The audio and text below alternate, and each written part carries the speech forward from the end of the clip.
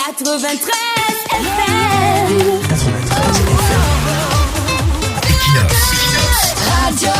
Bonjour, les vibrations inhabituelles ressenties par les automobilistes sur le pont de la Dibamba, ce point de passage névralgique de la nationale numéro 3 reliant Douala à Yaoundé, ne sont pas de simples secousses mécaniques, mais le signal d'alarme d'une infrastructure à bout de souffle. Le diagnostic technique est pourtant sans appel car l'ouvrage souffre de pathologies structurelles graves, donc un dysfonctionnement majeur des joints de chaussée, des fissures inquiétantes sur la culée est et une dégradation localisée du revêtement du tablier. Face à ce péril, le discours officiel adopte plutôt une posture de sérénité qui flirte l'irresponsabilité en minimisant l'ampleur du risque et en affichant une confiance déconcertante.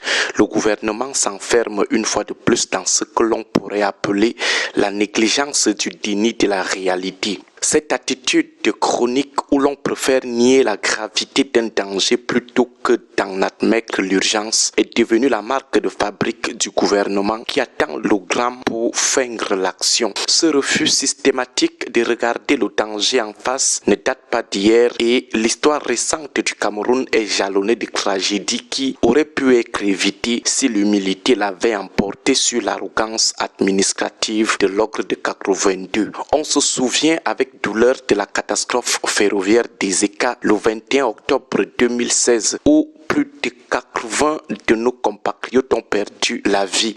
L'origine de ce carnage résidait dans la rupture d'un ponceau à Manaï sur cette même nationale numéro 3 après des mois d'alerte citoyenne ignorée sur l'état de la route. En voulant pallier l'interruption du trafic routier par une surcharge improvisée et inappropriée du train 152, le pouvoir a précipité des centaines de familles dans l'odeuil.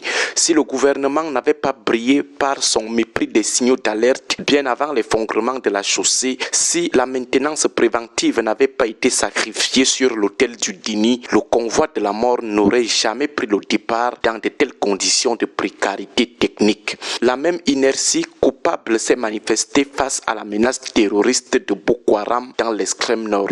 Dès 2010, des rapports de renseignement précis alertaient sur l'infiltration des cellules djihadistes dans les villages frontaliers. Amadou Ali, ministre, avait envoyé un rapport à la DGRE. Pourtant, les autorités ont choisi de fermer les yeux, laissant le venin s'inoculer dans le tissu social. Il aura fallu l'enlèvement médiatisé d'une famille étrangère en 2013, la famille Moulin-Fournier, pour que l'État daigne enfin reconnaître l'existence du groupe terroriste Boko Haram sur notre sol. Ce retard à l'allumage, dicté par la peur de paraître vulnérable ou par une sous-estimation flagrante de l'ennemi, a coûté la vie à plus de 8000 Camerounais. Ce qui aurait pu être une opération militaire chirurgicale en amont s'est transformé en un conflit asymétrique sanglant et interminable simplement parce que l'on a refusé de nommer le mal quand il était encore temps de l'étouffer. Le scénario s'est répété de manière presque identique dans les régions anglophones. Bien avant 2016,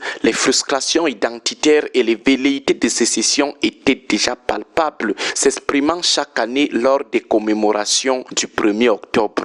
Au lieu d'ouvrir un dialogue sincère sur la forme de l'État et d'anticiper la crise politique, le gouvernement a préféré la rhétorique de la minimisation, promettant que quelques semaines suffiraient au pire à mater ce qu'il considérait comme une simple agitation. Malheureusement, 10 ans plus tard, le bilan est effroyable avec plus de 6000 morts et des populations déplacées par milliers. Cette incapacité à traiter le problème à la racine, préférant nier la profondeur du malaise jusqu'à ce que la poudre parle, démontre une fois de plus que le déni est le moteur d'une escalade que l'on feint de ne pas voir venir. Aujourd'hui, le pont de la Dibamba tremble sous le poids des camions et des inquiétudes légitimes des usagers. Voir le gouvernement relativiser ses fissures et ses vibrations comme s'il s'agissait de détails insignifiants est profondément anxiogène pour quiconque connaît le passif de cette administration de l'ogre de 82. Gouverner, c'est prévoir, mais au Cameroun, gouverner semble être devenu l'art de temporiser jusqu'à l'irréparable. Le déni de réalité semble être le mode d'action. Si les autorités persistent dans cette posture